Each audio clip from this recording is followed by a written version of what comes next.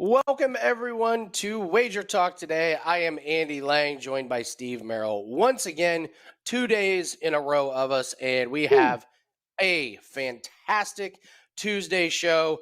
First and foremost, we got $2 Tuesday. Ronald Cabang will be joining us. We're going to talk a little WNBA and MLB as well.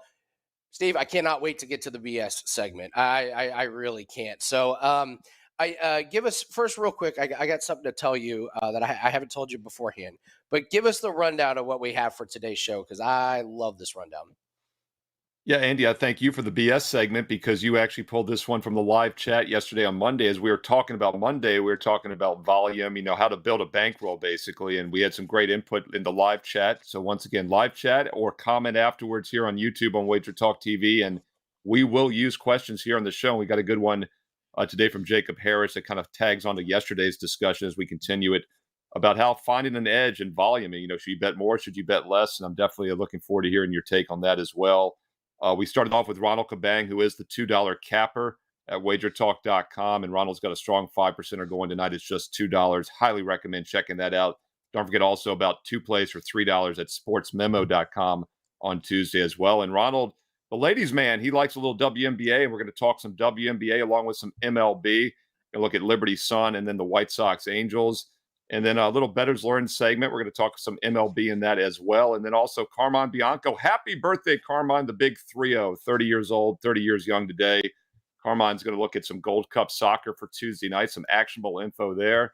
And also talk Women's World Cup futures. That's only a couple weeks away. I love me some Women's World Cup. I like it better than the men's just because we're competitive. We can actually win the thing. So looking forward to hearing him talk about that. And he was pretty good in Women's World Cup before 66 units, Men's World Cup. So maybe pick his brain about that a little bit on the way out.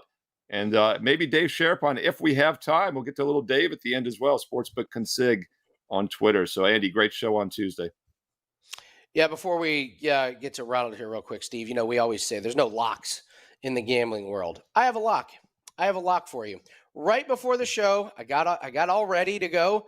And then it occurred to me that I hadn't eaten anything this morning. And I was like, you already know where this is going. I was like, I'll have a little bit of yogurt. First bite, right down the shirt. It's a lock. If you put on a nice shirt, you're ready to go, and you decide to try and have something to eat, 100%, something is going to end up on that shirt, and you're going to have to go change shirts. I am batting 1,000 in this category. So take Andy to spill something on the first bite if he's wearing a nice, crisp, clean shirt. So those are locks, 5%. Cash it. Get all those plays at Wager. That's how you build a bankroll. Pay for your dry cleaning bills. Oh, so bad. So, all right. Well, that's bad. What's not bad is $2 Tuesday. And we're going to bring in Ronald Cabang, who is our featured $2 Tuesday handicapper. Ronald, I love that you are that you bet a lot in WNBA. It's an untapped market. I'm jealous that you do it so well. I follow you. I don't even try to do it myself. So we're going to talk the New York Liberty and the Connecticut Sun. Can you just give us 30 seconds how you handicap WNBA compared to NBA?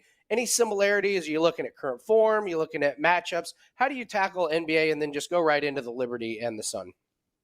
Yeah, it's a little bit different because we only have, half the league, right? We have 12 teams in the league compared to 30 in the NBA. A lot of things to me also, I look towards travel a lot because they don't travel the same way that NBA teams do as well, not as comfortably. Like last season, you can tell, you heard it in the news a lot, teams staying at the airport overnight because they couldn't make their flight or any other reason. But travel situation is big for me. A lot of the same things though, as far as rest, back-to-backs or things like that, and quick revenge matchups and stuff. A lot of similarities, but also some different things that I look at a little bit differently. Liberty and the Sun. I think we're looking at a team total in this one. What do you like in this game? Yeah, I actually really like this matchup a lot. I think if it wasn't for my baseball model, I probably would have made this my $2 Tuesday play. But I specifically, I like the Sun to go over the team total today. Starting with the Liberty side here, they've allowed the opponents to go over their team total in 8 of their 12 games this season. In all 8 of those games where the opponents went over their team total, the Liberty had less than 3 days of rest, and they're going into this game with just 1 day of rest here. They're also traveling from home to road. So, one thing that I talked about earlier, the whole travel situation, it could impact their defensive performance. Plus the Liberty, they tend to turn the ball over more at home than they do on the road as well, leading to more possessions and scoring opportunities for their opponents. If you look at the Sun side, they've gone over their team total in 8 straight games here. They've played at faster pace without Brianna Jones. Also 4-1 to their team total over as underdogs this season. They're playing with a lot more pace, especially without Jonquel Jones. And again, like without Brianna Jones, the last couple of games, she's going to be out for the remainder of the season. So until they start to adjust their team total, I'm gonna continue taking their over here. You can see they're really motivated, and especially as dogs here, they look like it's a factor in how they come into these games early. In the revenge situation this season, only one game sample size, but they're 1-0 straight up and against the spread in that spot. They went over their team total by double digits. Like I said, not a big sample size, but it shows that they bounced back strongly offensively in these revenge spots. The Sun, they've been strong on the offensive board this season as well, which means more possessions and scoring chances. They're also the top team in points off turnovers, which will be a problem for the Liberty. As I mentioned earlier, they tend to turn the ball over a little bit more at home than they do on the road. So to me, the team trends, the rest situation, offensive efficiency, and potential for more opportunities, they all align in one way, and that's pointing towards a high-scoring game for the Sun here. Since we've been in a Prez free zone for over a week, the viewers are getting a little restless, so I'll do a Prez follow-up here. And Ronald, what is on your hat? I thought it was the Kansas City Chief logo, but I keep looking closer and I realize it's not. What is that? Yeah, that's a UCapper logo. That's my UCapper logo there. Oh, I thought it was like Colgate, and then I thought it was the Chiefs, and then I thought it was Eastern Washington. Boston College logo before. It does? Well, I know you're on the West Coast, so I thought it was like Eastern Washington because they got the red turf there. And yeah. Same colors. Anyway, had to ask. And by the way, Andy stole my follow-up. Andy, it was a great question off the top. That was going to be my follow-up is how do you handicap this differently than the NBA? Remember I asked yesterday Trig about that with Korean baseball.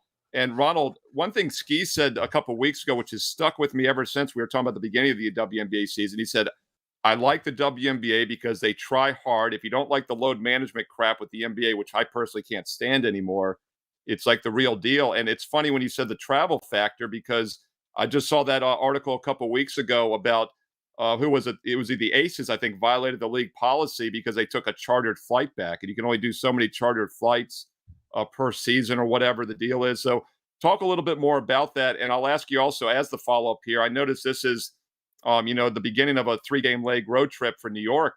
Not bad going to Connecticut, obviously, but then they're at Vegas and at your Seattle area after that. Do you think it hurts defense more? Does it hurt offense? Does it hurt both? So just talk about that travel a little bit more in the WNBA. I think it's a very underlooked factor when handicapping. Yeah, basketball players, they like to be in rhythm, right? They're rhythm players. And I think when they get off their rhythm, especially when it comes to travel, having to come into a game, landing the day of the game, that causes problems for them. And as far as rhythm goes, it really is on the offensive side of the ball. For the most part, right? They struggle on the offensive side of the ball, but also, it could be that they had tired legs as well, and that could affect the defense. So there's a balance. I think it affects both sides, and I think it depends on the personnel of the team on how it affects that team specifically, whether it's more offense or more defense. And that's kind of like my take on that as far as that goes. And then I also look at the matchups as well, right? Some of the we don't have a big disparity as far as like height wise, right? Most of the centers here are like 6'4" or whatever it might be, and some of the teams from 3 to 4 are like 6 foot to 6'4". So there isn't a huge height disparity, but a lot of the times that could play a factor in when it comes to in the paint, and the fouls being called as well, because a lot of these teams, they like to take it in, and a lot of the layups that they throw up, I mean, you see it here, even on some of the fast breaks, they have sometimes I feel like they shoot better than they make layups, in my opinion. Their three-point abilities, their free throws, the ability to get to the free throw line as well affects the team totals and the totals respectively. And I think if you look at these bigs who can make free throws, those are teams that you want to back because they get a lot of foul calls in the paint here. Great work from Ronald Cabang talking WNBA. Ronald is the featured $2 handicapper. You got a 5% up in MLB. And let's talk MLB. Chicago White Sox and the Angels. Strange game last night, to say the least. So you're going to tackle this game. What are we looking at in the White Sox and the Angels for tonight? Yeah, I like the under in this one. Starting with the White Sox here, they got Michael Kopech on the mound. They're 6-9 straight up, 10-5 to the under when he starts, including 2-5 straight up, 6-1 to the under when the total is less than 9. So when the books expect sort of a lower scoring game when he starts, that's typically what ends up happening. The White Sox also 16-5-3 to the under as road underdogs of 110 or greater this season. The White Sox averaging just 2.9 runs per game in that spot, allowing 4.1 runs per game. And when Kopech starts in that specific situation, the White Sox are 4-1 to the under. He does a good job at limiting home runs on the road more than he does at home, which is pretty big against the Angels, who rank fourth in the league in total home runs. White Sox offense is not that strong either, ranking in the bottom 10 in most of the offensive categories, except for home runs. But the Angels, they're going to be starting Shohei, who does a great job of limiting home runs more at home than he does on the road. Angels 10-5 straight up, 7-1 on the over/under when he starts, but at home 5-3 to the under. Ohtani pitches much better at home, not only just limiting the home runs, but his FIP is 3.6 compared to 4.4 on the road, which is, and like I mentioned, his home run per 9 is also significantly better at home, which is great for the under because, as I mentioned earlier, most of the White Sox runs come from the home run ball. So much like the White Sox as well, as road dogs, they tend to go under. The Angels, as home favorites, they tend to go under as well, especially when the total is a little bit lower. Angels at home as favorites when the total is 9 or less. They've gone 15-5 to the under this season. So a lot of the starting matchup numbers that I see, team trends, offensive profiles for both teams as well, pointing towards a lower scoring game here between the White Sox and the Angels. So I took the under 8 here. Yeah, hard to disagree with that. I mean, you got the Angels. What are they now? 6-1 under their last 7, and we talked about this yesterday, Ronald. They put up 29 runs in those first 2 games in Colorado, 25 in one game on Saturday. Definitely looks like they've cooled off a bit. Just 5 runs, single-digit hits. So really nothing to disagree with here. I'll ask you a big picture question. I asked some of the cappers yesterday. The Rangers have been the surprise team, and they weren't a surprise. I thought they'd be better. I didn't think they'd be maybe the best team in baseball right now, but who do you think wins this AL West? You got the Angels about 6 back. The Astros yesterday were like 5.5 back. Who's your pick to win the West? Man, this is tough. I mean, I expected Seattle to obviously I'm a homer. Yeah, you're But, Mariners. I expected Seattle to do a little bit better. Rangers, I knew they were going to be better as well, but I didn't think they were going to be at the top of the standings there. I think some injuries from the pitching staff for Houston has been a problem. This is going to be tough. I know 5 games back for Angels and Astros, but I think that the Rangers come down a little bit. We might see the Astros move up towards the end of the season here and take the AL West. But it's going to be a tough call. I think the top 3 teams there, the Rangers, Angels, and Astros, within those 3 teams there, it's going to be really close to the end. But I would say Astros move up. Ronald Cabang is the featured $2 handicapper on this Tuesday. Ronald is on a really nice 9-3 MLB run. It's a 5% play. It's only $2. Go grab the $2 play. Lock this bad boy in. Ronald, tell everyone what you have up besides the $2 Tuesday play and where we can find you at. Yeah, I'm gonna actually have 3 WNBA plays today. I got one for each game, and then obviously that $2 Tuesday 5% play in the MLB. I've been a little bit more selective this year in the MLB, which has been very good for me, especially since I'm running. I do run an MLB model now, and compared to last year, and it's been really profitable, and it's helped a ton to be able to really focus in on specific games. So that's the reason why, like I said earlier, I really love my WNBA plays today, but my model really loves this underdog today for the 5% MLB play. Ronald Cabang, everyone. Thank you, Ronald. Good luck on all your plays tonight. Go grab that $2 Tuesday play. It's 5%. It's only $2. You're not going to find a better deal. Steve, it sounded like Ronald might be taking a low volume approach, which might be a might be a topic teasing that me. we Just teasing me on the BS segment. Yes, we were going to tackle the low volume, high volume segment in topic in the BS segment. But first, Steve, what did bettors learn? It was a light sports day yesterday, but we can always learn a little bit of something. So what did bettors learn? Yeah, let's try. I'm going to tag right on that low volume approach. What was it? 6 games yesterday. I had one best bet. It won again. I'm now 7-1 the last 8 baseball players of the past week. So that's like 1.1 games a day. But you go 7-1, I'll take that, right? I mean, so the low volume thing is something I'm going to chime in on here in a little bit in the BS segment. But, one thing baseball teams can't do, Andy, they can't take a low volume approach when it's not going well. And by the way, that is something I recommend when it's not running well.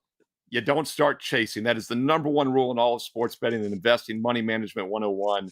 Don't chase when you're down. Let your winners run and cut back when you're not seeing it right. And the reason I bring that up is because the New York teams are not seeing it right for about a month now. But they can't just take a day off. Maybe they can do a rain dance and get some rainouts in between. But the Mets, the Yankees are in Oakland. They're playing your Oakland A's starting tonight. So the Yankees are just 4-6 their last 10.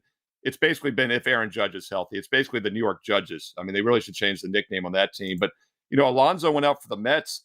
And if you look at Alonso's stats over the last couple of years, I mean, he wins the home run derby as a rookie. He wins it again a couple of years later when they have it again.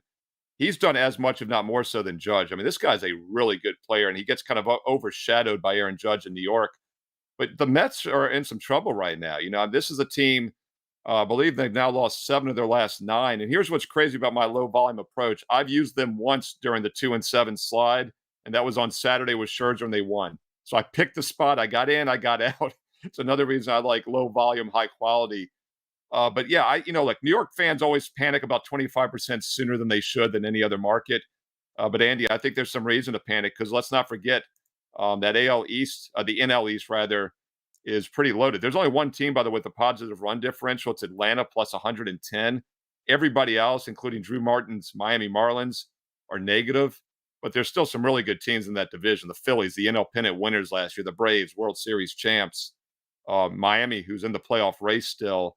Mets are sitting 4th right now, Andy, 16 games behind the Atlanta Braves. So basically, they're going to have to get the wild card. They're 8.5 out of the wild card spot right now. So I learned that it is legitimately time to panic, I think, if you're a New York Mets fan. I brought this topic up because I have a friend in New York who has season tickets to the Mets, and he called me from the game, and he was like, the Mets stink. And he just went into the boxes of a panicking fan. But here's the thing. He pitched in Division I college. He knows what he's talking about. He knows when to panic and when to not. And he was just like, this is like, we are done. This team absolutely stinks. They can't do anything. They've won 6 games in June, which is a bummer because I think they've played like 22. So that's not looking good for them. And yeah, I don't know. New York got to be a top 3 panic fan base. I'm thinking Boston. Boston's got to be in there. Philly. Is Philly number 1? Philly panics before the season starts. I mean, Philly's already upset before the season begins, but New York is pretty up there, and I'd say Boston isn't far behind. I think that's a good order. All right there on the East Coast too. Just it must be the. I was gonna say LA is a big market, but they don't panic. Half of them they don't even know they have a baseball team in LA, so it's a totally different vibe out there. I think it's because it's nice weather in the winter. They're true. In a good mood. New York's a miserable city in the winter. I'm not going to lie. Boston's right up there. Philly's miserable all year. Sorry, Dan, our producer, Dan. That was a shot at him. Sorry, Philly, Boston, That's all New York. True, he said. Yeah. Everything is confirmed. So let's get to the birthday boy, Carmine.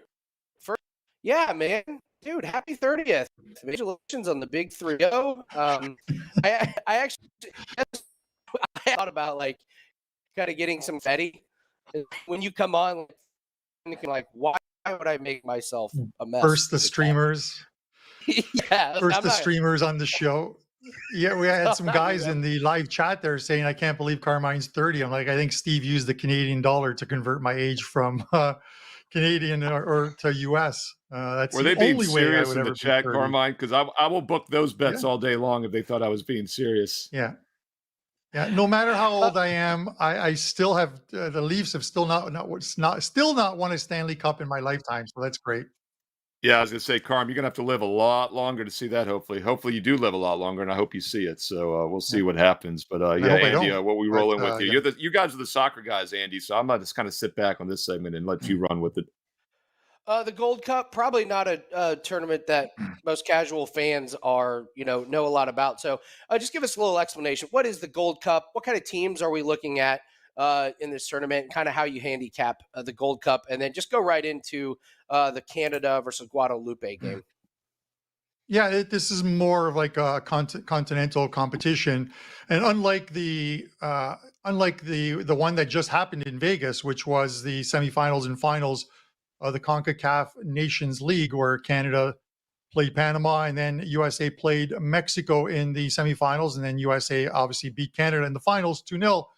This is a little more watered down, and you need to really make sure before you're betting this competition that you understand what the teams look like and what their lineups look like. The USA is essentially sending a B team. No disrespect to the players that are making it, but their best players are not in this competition.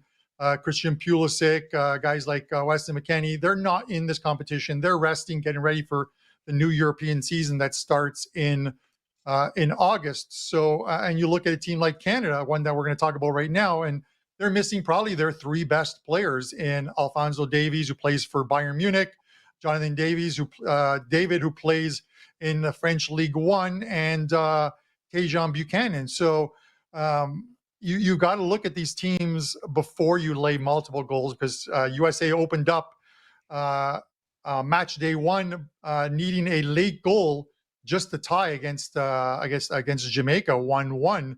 So that tells you something about how this competition will go. But there's still value, and the value comes in when they play sort of what are called the minnows of this competition, teams that normally don't even make it into this competition, and if they do, they're normally bounced out of the group stages before we get into the knockout stages. And one of them is this game right here that we're going to talk about, which is Canada and Guadeloupe.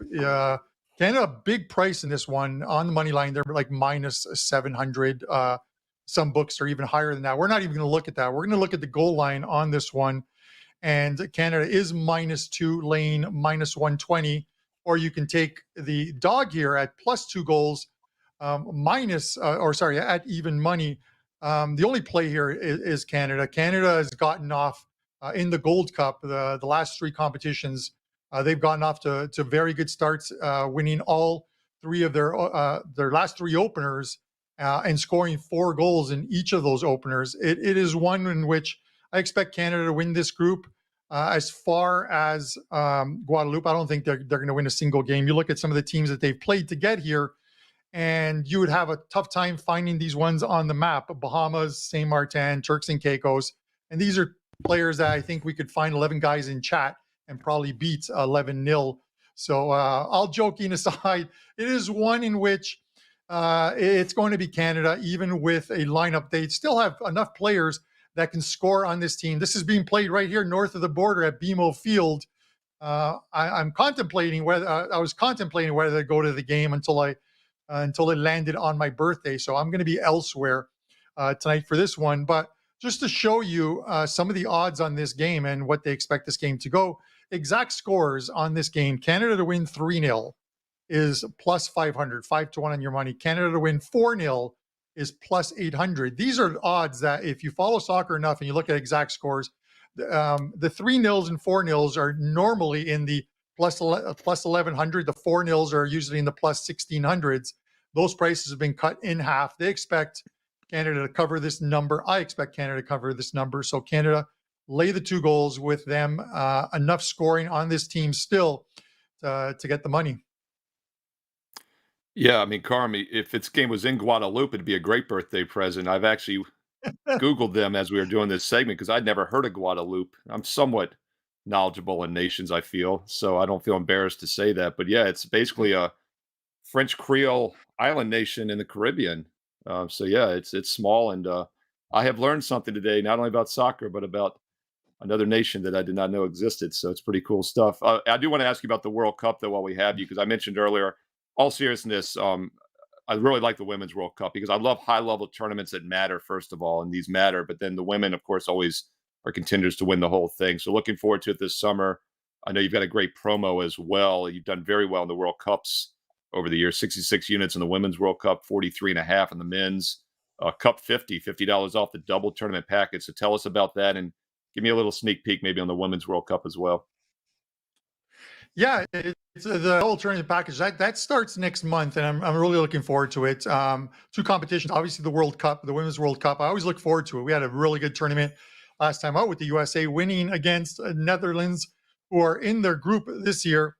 And then the Leagues Cup, which is a brand new competition that starts this year. It's essentially like the World Cup, but it is every single MLS team in North America throughout the U.S., and then the 3 teams that are obviously in Canada, and then every single Mexican team, a club team as well too, set up in groups as well, much like the World Cup is, and it goes on for 30 days.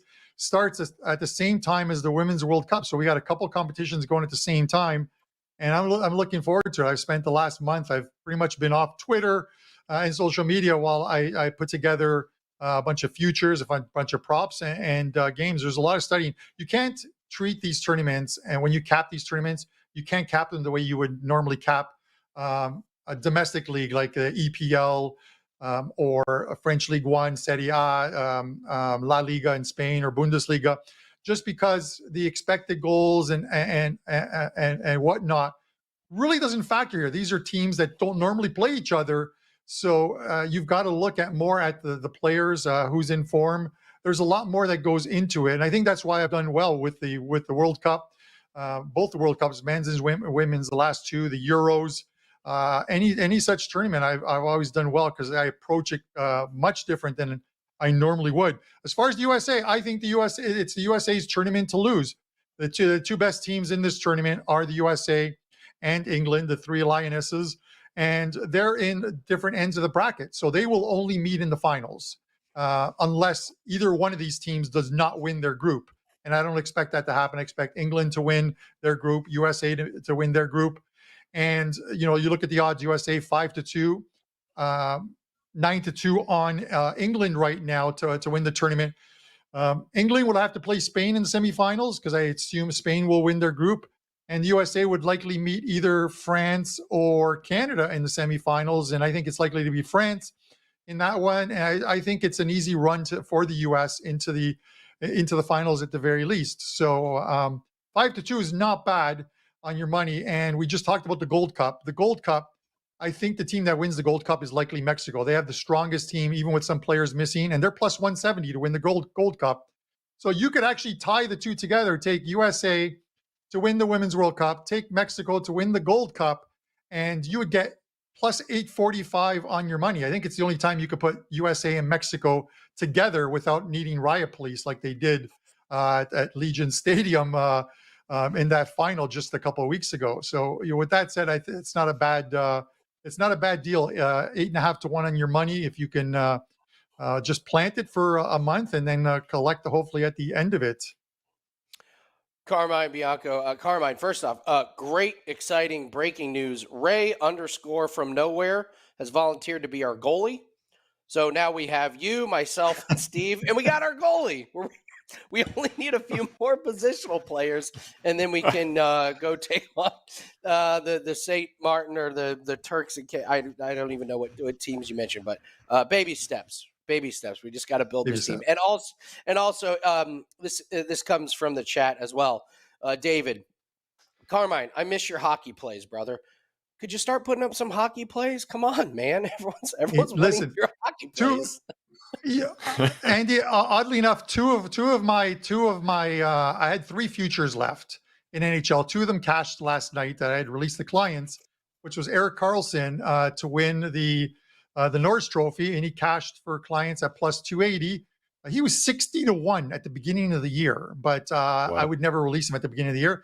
And then Matty Beniers of Seattle winning the Rookie of the Year, and we cashed that one as well. And I think he was plus 500 at the beginning of the year. as well too. So we cashed to I have one future left. It's on the draft, which takes place tomorrow. So we'll see how that one goes. But I'm looking forward to it. NHL, Andrew McInnes. We got a lot of hockey to discuss, so I'm looking forward to it. I bet it was who the number one pick is going to be. You don't need to spoil it. No spoilers. You don't need need to give it away. So happy birthday, Carmine. It is actually. Yeah, thank you. It is. Thanks. It's actually Leo Carlson to be picked third after Adam Fantilli gets picked second, and we already know who's going to get picked first, and Connor Bedard. So let's hope Leo goes third, and I cash another ticket. Gives me something to root for you. I like it. Absolutely. Carmine, happy birthday. Enjoy the day. Congratulations. Stop it. Oh my goodness. God. See, I normally go that way, Andy. I normally go 2 decades higher when I say someone's 30, I'll say 50. And I was being so nice because Carm's one of the nicest people on earth. And I don't know who pulled that out. That was not me, Carm. It was not me. Carmine, hey, listen, guys. Thank you very much, Carmine. Enjoy your day, brother. Happy birthday, buddy. I'll get our producer back. Thanks, guys. Might have been a man named Dan. All right, Steve, let's get to the BS segment. This was put in our chat yesterday. I have a feeling we're going to have quite a few opinions about this, but it's a pretty simple question. We talked about low volume, high volume, and we both mentioned low volume, and Jacob says, why should you lower your volume? If you have an edge, isn't it maximized by a larger volume instead of being subject to day-to-day variance? Steve, floor is yours. What do you think about low volume and high volume? Yeah, we got Dave Sharapan, so I'll make it quick here, and I'll kind of touch on this. Look, I'm a low-volume guy because, first of all, I believe in quality over quantity, and it works for me. But it also, there is something to be said. If you have a mathematical edge, you should play every single game. I don't disagree with that.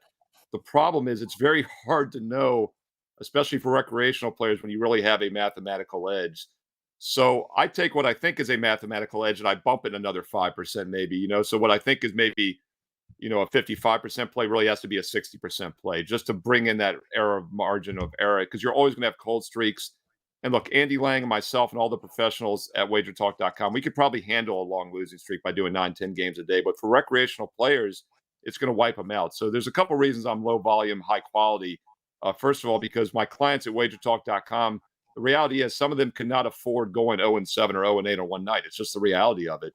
But the second reason is I see things clear when I make myself find the strongest of the strong each day, and I'm just a better handicapper. That's what works for me. But if you have a pure mathematical system in which for sure you have a 56% edge on a -110 play, then yes, you should play all of those. But it's easier said than done. I prefer quality over quantity. And as far as the day-to-day variance, I'm not sure how that really comes in, because playing more games, you're going to have more variance, and that's going to be what wipes you out. That's the exact reason I don't do it. So I think you kind of maybe somewhat answered your own question there. But Jacob, thank you so much for the question. Keep them coming in the live chat and the comments below on YouTube. And Andy Lang, I know you've got a take on this as well.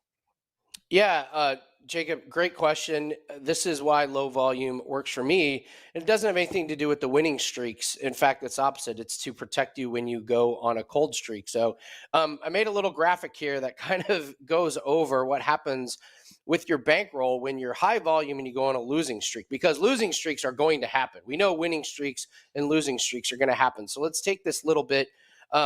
Let's just take this example. So let's just say 1 unit equals 1%, and we start with $1,000. So you have $1,000, you're high volume. So you have a bunch of your bankroll in play. Let's say you have a great weekend, you win 50 units, which is 50% of your bankroll. So bang, your $1,000 is now $1,500. Next weekend, another huge weekend. We win 50 more units. It's another 50%. So now we're up to $2,250 from our $1,000. We're going great. Let's say we do it 3 weekends in a row. We win another 50 units. Steve, we are rolling. We now have $3,375 when we started with 1,000. Next weekend, the inevitable regression in cold streak happens. We lose 50 units. Well, that 50 units is 50% of 3,375. That's a big drop. Now we're down to 1,687. Let's say the next weekend we win 10 units. So now we're at 1,855, And then the next weekend, another cold one. We lose 50 units. Now I'm down to 927. So when I look at this, I can add the 50 units, the 50 units, the 50 units. That's 150 units. Take away 50, that's 100. Add 10, that's 110. Take away 50. I can say I made 60 units, but my bankroll is less than what I started with. Your bankroll cannot grow when you take huge losses. The low volume approach to me is not about the winning. It's about protecting yourself when you inevitably hit those cold streaks. So that's why I do not like having a lot of plays. If you want to separate it over sports, multiple sports, that's fine. But it's why I just don't think, the average public and even myself can be that high volume when you take a look at the math here, and you can see what happens when you take those huge hits, which are inevitable. You can't avoid them. You're not going to win for years and years and years. So that is my opinion, and why I think low volume is a little bit better, Steve. So, all right, do we have Totally Dave agree. Sharapan here? Yeah, do we have Dave here? What's Dave, going on, Dave? And Andy, I'll tell you what, I want to ask Dave too before we transition over to the other in this same line of topic. Dave, I mean, I know you've been on the other side of the counter many times, and I would say the betting syndicates or whatever, they probably are high volume, but they're playing numbers, right? That's what people might not realize is they're playing numbers. They're getting the best of the numbers, and they're also doing a lot of buyback, right? And they'll close out of a position before game time. I mean, what are your thoughts on this? Have you ever seen a recreational player or a semi-pro player do well playing high volume? It's hard because you got to have a bankroll, you got to have a life, you got to have a job, you got to have a supportive spouse, you got to have so many other things if you're going to just play this high volume stuff. So, but yeah, I mean, like the pros that are doing the high volume, I mean, they're usually more than one person, and they're usually laying 5, taking 7, laying 130, taking 146. They're just there's no trying to win and lose. It's just earn or break even and not lose much at all. Take away all the risk. I mean, that's what we did in the book was just manage the risk and let the juice work for you. When you're doing it on the other side of the counter, you got to make the juice work for you. So it's a great question. And I think a lot of it comes through experience. You have to try it, see what works for you. The low volume approach works best when you pick more winners than losers. And it works best when you pick more losers than winners too. So you know, That's a great line. It kind of works both ways. Yeah, it's true. So, Dave, what's the mood and kind of the energy in sportsbooks now? I mean, we're dog days of summer. There's no NFL unless you're looking at some futures. And I mean, is it really a lot of the pros that are kind of coming in and taking up a lot of the bets right now? What is just the energy, the mood right now in the sports books? Well, I mean, it's Flex Tuesday here on the show, and Teddy and Prez are both on vacation, right? So this is where everybody's at right now, on vacation in the sports book. They're on vacation. So look at the board today for the baseball. All these interleague games, this is the week, 2 weeks, even leading up to the All-Star break, where a lot of guys are done. They've had enough. NBA's done. Hockey's done. We can focus on just baseball. There's some rhombuses and parallelograms that love the WNBA, and those numbers can be exploited. There's others that have done well on some golf and some NASCAR, which I know that's in your wheelhouse a little bit. Those can be very selective, but for the most part, the books are pretty quiet. There's not a lot going on. You can get good seats. You can space out. You can get a stack of drink tickets if you're nice, tip everybody, and things happen. It's very quiet right now, very quiet. So Dave, I know you're a baseball guy, and find Dave, by the way, on MLB Network occasionally when he's not on Sports Grid Channel 159 as well. And we're almost at that halfway point. Like you said, next week, I think we will be at the halfway point, 80-some games. I've talked a lot about the Rangers. I've talked a lot about the Athletics. That AL West has been exciting to me for both reasons this year. Oakland is now on a pace to lose about 121 and a half games. It'd be the worst season in history. The Royals are on a pace to lose 116. It would be like the third worst season in history. No one's talking about how bad they are. But the Rangers right now is still the best run differential in baseball right after the Rays, who everyone knows got off to that hot start. Talk a little bit about baseball. I know you're a baseball guy. I mean, who are the pretenders? Who are the contenders of those red hot and ice cold teams? I mean, where might we see some reversals? Oh, well, I don't think we got to worry about the A's or the Royals reversing anything other than That's maybe true. not coming to Vegas. The A's may be reversing course. to Your stay Las in Vegas Oakland. Athletics. I don't think it's happening right now. I don't know. They're using a lot of different things here. I read Teddy about made it it every plus day. money last week, Dave. Teddy said a guy that was in the know told him it was probably less than 50%. He said that last week to us. I heard the same thing. That's. Yeah. I mean, I was excited that we were getting a major league team, but not the A's. So now, Well, you weren't. You're kinda getting the spoiled. A's. You're going to have two so AAA A's that's teams there. that's what I'm saying. It's The like, Aviators come and the on. A's. We're spoiled as could be with now. I mean, we're Stanley Cup champion city. I mean, I No went to the joke. parade and it was great. And the kids think like, oh, we're going to win it again next year because they heard Cassidy say back to back. I said, you may never see another parade in your life. So Yeah, just enjoy this. exactly. But as far as, I mean, like the Centrals, both Centrals in both leagues are just fascinating right now. I mean, the American League Central, Minnesota is leading. You're waiting for Cleveland to get going. The White Sox completely are having, I don't know how many people saw this one coming, but they're having a bad season, playing bad baseball, just losing games. They like last night, like, how does that happen? And then the NL Central is unbelievable. I mean, it's nighttime in Pittsburgh behind me.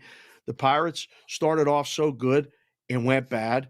And now it's all about the Reds, who are fun to watch. Their games go over pretty much every day. The Cubs are coming. It pains me to say it because the Cubs fans are kind of annoying, but I don't want any drama on a Tuesday. But the Cubs fans bring it, and they tell you about it like they're Yankee fans. And Yankee fans have teams that actually won. The Cubs won once in 100 years. I mean, let's just keep it real. St. Louis is dead, according to all the experts. You don't have to worry about them. And Milwaukee is leading the division, but nobody really wants them to win. So, like, I'm fascinated with the Centrals. And then, I mean, as far as contenders and pretenders, the Mets. I mean, let's be honest. The Mets are a mess. And that's a team I'm looking to fade. And the Phillies are right. Would you believe we had a guy on the show on Bostonian versus the Book yesterday, and I didn't realize this? The Phillies' record today is exactly the same as it was last year. And they got to Game 6 of the World Series. And it seems like they're having a terrible season. So it's teams like that that are on the come up. I don't know if they can catch Atlanta, but I'm looking to bet the Phillies maybe a little bit more going into the All-Star break. We actually did the Mets. Our What Did Bettors Learn was the topic was Mets fans are panicking. Should they? and I think we gotta get, yes, that was the conclusion. We should they should absolutely be panicking here, Dave. Well, they may trade somebody. I mean, they could actually be sellers if this goes bad. They could be sellers in a couple weeks. I mean, it's crazy. Wow. Dave, I wanted to ask you one more question before we get out of here. Wimbledon is coming up. Tennis has been a fantastic source of profits for myself and for clients. We've got play up already for Wimbledon. I don't hear much about it leading up to it. And I was talking to someone at a very prominent domestic sports book. He was saying that they take about 20 times the handle on live tennis betting action than before the tournament even starts. He's like, we cannot keep up with the amount of live betting in tennis. And this is the first time I had heard this. What do you see with tennis betting? Now we got a major coming up. Is there any buzz at all? Or is this just a sport and a major that kind of doesn't have a lot of attention? Well, I mean, pre-tournament, there's a talk about it, but there's so many books that have low limits that a lot of guys find it hard to get down significant amounts of money. It's great in that regard. For the books, the hesitation is there's really, Andy, 3 or 4 people that can win these things when you get in here. I mean, it's not always 1, 2, 3, and 4 ranked, but it's usually the top players, or you guys know, tennis bettors know better than the books who's got a shot to win. So the limits are low, the numbers are soft. The in-game tennis betting is changing the business. It's bad for books all over, A lot of books don't do it much, especially here in Vegas, because you just don't have the manpower. But there's ways to beat it. I can't divulge those because then they might be looking for me in the desert somewhere. But that in-game betting in tennis, it's very, very good. You guys remember that quote? When baseball has been very, very good to me back in the day, that guy said that. Yeah. Tennis betting, in-game tennis betting has been very, very good for a lot of people. I've used that quote a few times, and I said Manny Moto, but it wasn't, and I gotta Google it now because I used that on the show about a year ago, Dave, to try to remember who it was. And it was a I Saturday Night Live routine. That's what it was. It was the was, guy. but I think Baseball has somebody. been very, very good to me. Yeah, but I think the Mini Minoso. He really said it though. I think Mini Minoso story. And Yeah, then he that's what's played showing it up. off But of yeah, him. but Okay, Billy Crystal. It might have been Billy Crystal doing it on SNL. I do remember that. It's very Well, it very was. good. I Baseball's forget been it was very, that guy. It's funny because I want to wish Carmine a happy birthday too. I had under 75, so I cashed my ticket this morning. So that was really good. I really wanted to appreciate. I wanted to tell him thank you. I'm trying to get up to Toronto, but apparently, I didn't know how hard it was to get a passport expedited. So I apologize. But yeah, that was a good thing. I'm happy for Carmine. 75. He looks What? great. He looks unbelievable. And it's a good segue here for you because I believe that 75th, that misinformation, that fake news is our producer, Dan, who can be found on Cash Consideration Show with you, I believe, at Right. Cash Consid Show on Twitter. And of Yep. course, Dave Sharapan is found in numerous spots at SportsBK Consig, a great Twitter follow. And tell us about MLB Network, Sports Grid. What else you got going on? MLB Network once or twice a week, usually on the Bettor's Eye, sometimes on MLB Central in the morning. Bostonian versus the Book. We're off today. P. Ralt is traveling back to Boston. He's got some business to take care of, and he's got to see his family. But we're trying to set some stuff up for football. We might take the show on the road back east. We'll see. And then every day, Monday through Friday, is Sports Grid and Sirius XM 159 with Morency and Cam and rotating cast of characters. I did a show yesterday with Ranieri and Zinno. Was unbelievable. It was a lot of laughing, a lot of bad music references, and I thought we killed it because we had this Mariners last night too. So it was a lot of fun. And yes, Cash Considerations is back. You can get it wherever you download podcasts. Newbie did an unbelievable job. He's now in the West Coast time zone, so there was a lot of catching up to do, but we did it. And good seeing you, boys. Thank you. Thanks, Dave. Can't wait to catch up Thanks, Dave. when we're out in Vegas. So I tell you, Dave should really get on some shows or something. He's really good, Steve. I think he should get He's a very couple of lazy gigs man. or He needs to do a something. little bit more in the industry. Yeah, absolutely. And he's got like So- three athletic daughters and travel softball. I mean, but maybe he'll so sleep. funny. Shout out to the chat. You guys are great. Don't forget to give us a like, leave us a comment. You guys are fantastic. Always bringing the heat every single day. We're about done here. I've got a 5% Wimbledon play that is up. Got a 5% UFC play that is up. And our official Road to Millions video went up on the Wager Talk channel yesterday. And Steve, we will start daily videos starting tomorrow. So go check out that video. Get your spreadsheet, and we'll be ready to rock tomorrow. Steve, tell us what you have and take us home. Yeah, I'm going to mail you my pager because Prez is supposed to be back tomorrow, but just in case, you're on standby, Dr. Lang. So it'll be Prez and me the next 3 days, and then all of next week, Prez and Andy Lang on the show. So looking forward to some more Andy on Wager Talk today. And once again, keep those questions, betting questions coming on a daily basis, live chat, or even better in the comments below on YouTube, and we will continue to answer them. Some great topics since we started this segment a month ago. And we are learning while we earn together, all of us here at Wager Talk TV. So enjoyed the show. Thanks once again to Ronald Cabang. Check him out, the $2 Tuesday Capper at wagertalk.com. Don't forget about two bets for $3 at sportsmemo.com. Carmine Bianco, Dave Sharapan. For Andy Lang, I'm Steve Merrill. Back tomorrow, noon Eastern, 9 a.m. Pacific. Good luck tonight.